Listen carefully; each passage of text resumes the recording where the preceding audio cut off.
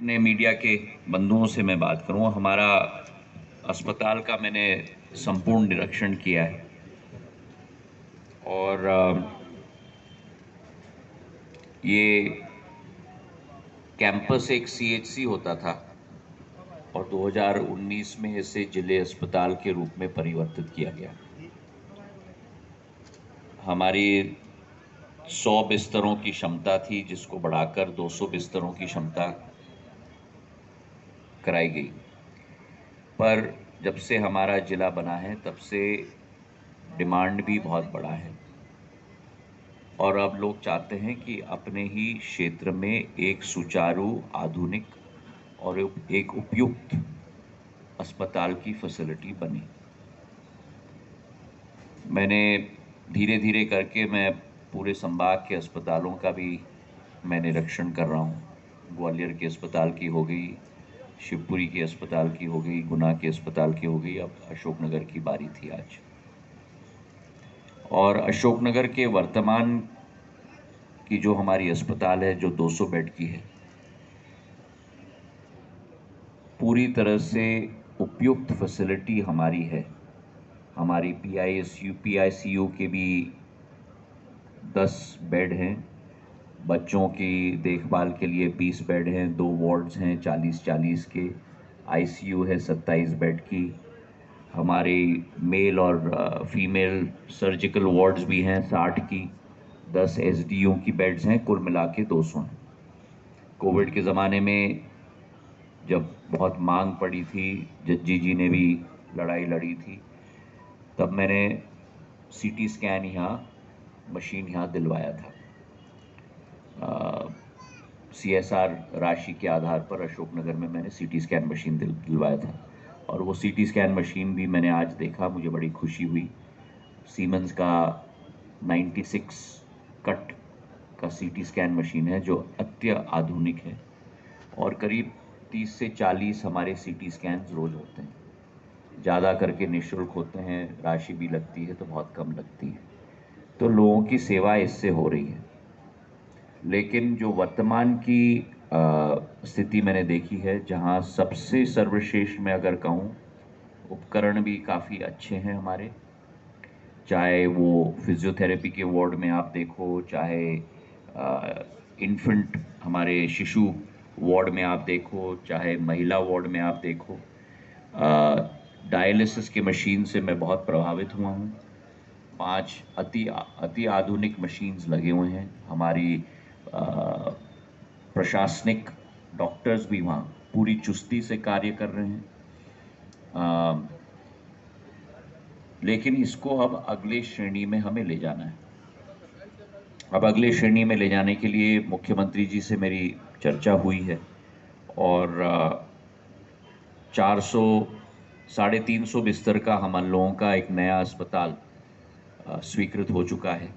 300 बिस्तर होंगे और 50 trauma care unit, critical care unit की फैसिलिटी होगी, तो 350 की फैसिलिटी है। पर जैसे मैंने अभी कहा कि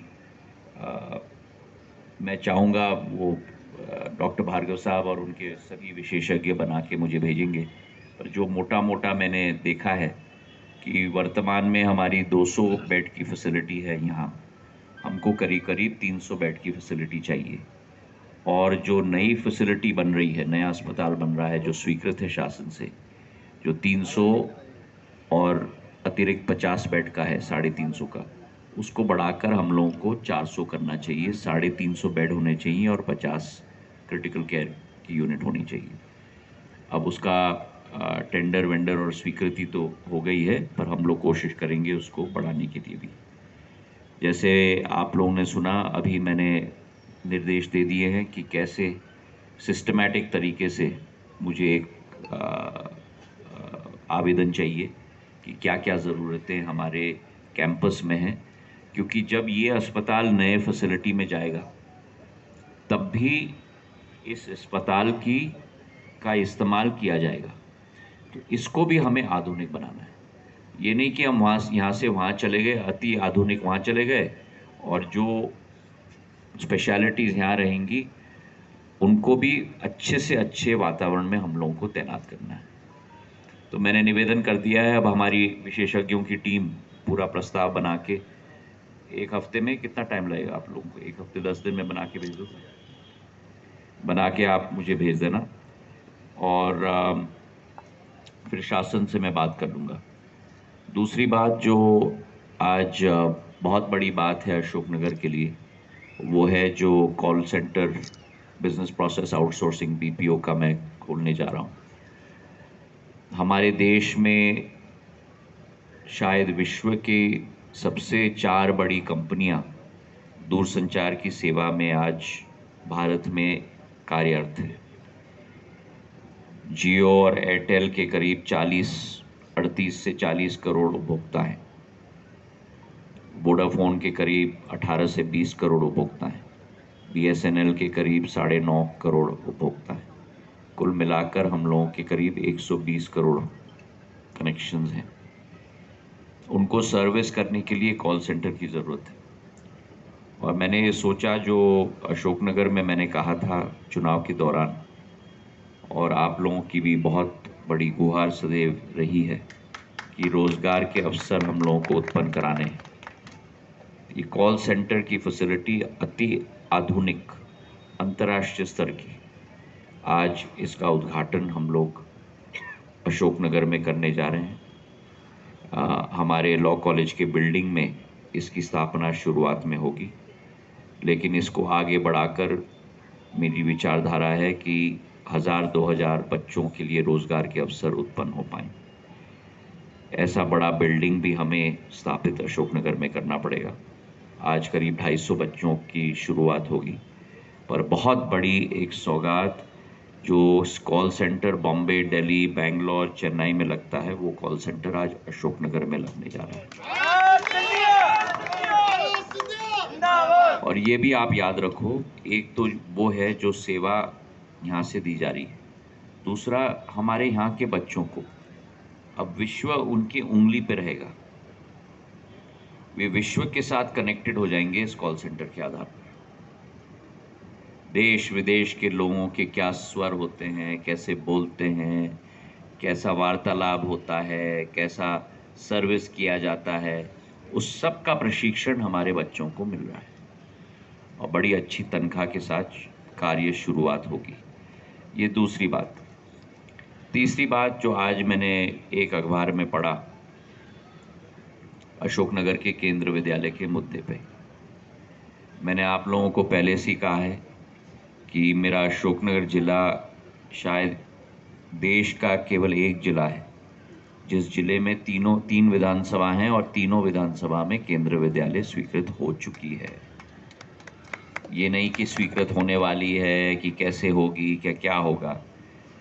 करीब 6 महीने पूर्व कैबिनेट नोट के आधार पर अशोकनगर को भी मैंने केंद्र विद्यालय दिलवा दिया था। अब केंद्र विद्यालय के लिए ज़मीन आवंटित होनी है।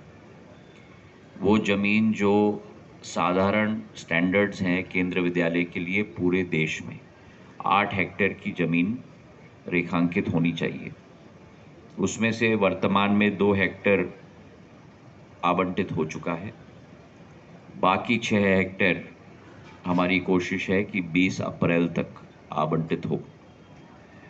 जब ये ज़मीन एक बार आवंटित हो जाएगी, तब उसके बाद अप्रोच रोड भी बनेगा, बिजली और पानी की कनेक्शन भी दी जाएगी। और जब ज़मीन मिलेगी, बिजली पानी की कनेक्शन लगेगी, अप्रोच रोड बनेगा, उसके बाद एडमिशन्स की शुरुआत भी होगी।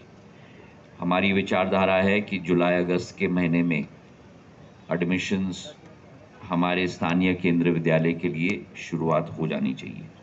लेकिन जब तक वो समय आए, तब तक डायट बिल्डिंग में हम लोग केंद्र विद्यालय स्थापित कर रहे हैं।